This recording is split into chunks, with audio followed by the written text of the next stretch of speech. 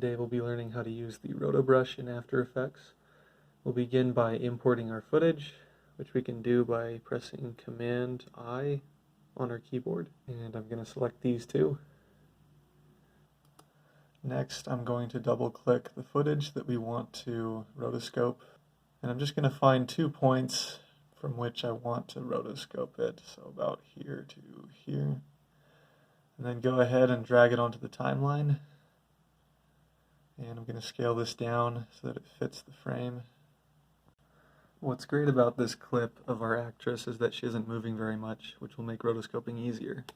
So now we're going to double click on the layer, and as you can see, it just opened a new display window. It's called Layer Composite 2. And inside of that window, we're going to select the Rotobrush and just zoom in a bit here. And it makes this little green dot on your cursor. And I'm just going to click and drag it on the area that I want to rotoscope. And as you can see, the area gets bigger. And I'm just going to rotoscope her, try to deselect the ladder. In order to deselect things, you hold down Alt on your keyboard and click and drag, and the dot will turn red. In this yellow bar, After Effects has prompted me to change the frame rate. So I'm going to do that by going to Composition, Composition Settings, and I'm going to change the frame rate to 29.97 frames per second. And that should give us a better result. I'm just going to go in and do some more adjustments quick to our rotoscope.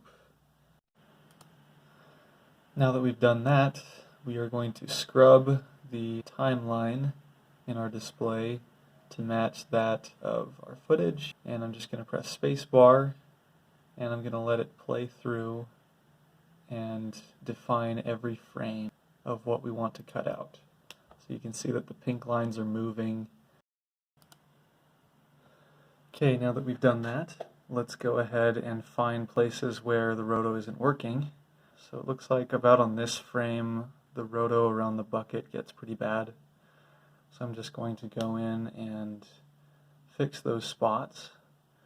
And this doesn't have to be perfect either, but if you take your time, you can make small changes frame by frame.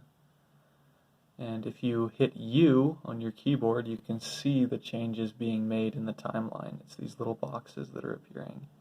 And every time I click and make an adjustment, another box is being made on that frame specifically.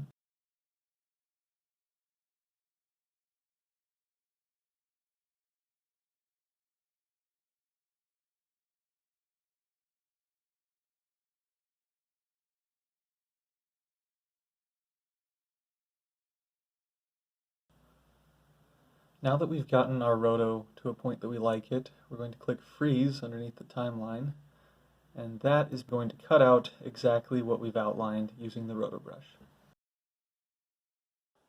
Okay, now that we've finished, let's go back to our composition right here, and as you can see, it has been cut out of our footage. Now I'm just going to come over here and name this Roto, and then we're going to go to the project and grab our background and put it behind our roto. There it is. Now I'm just going to scale this down slightly to about 20. That actually looks a bit big. Let's scale it down to 18. That looks more normal. And now to just do some finishing up, we're going to add key light to our footage and just clean up those green areas around the actress. If you'd like to learn how to composite this person and match the light to what we've got in this scene, just check out this next tutorial here. Thank you.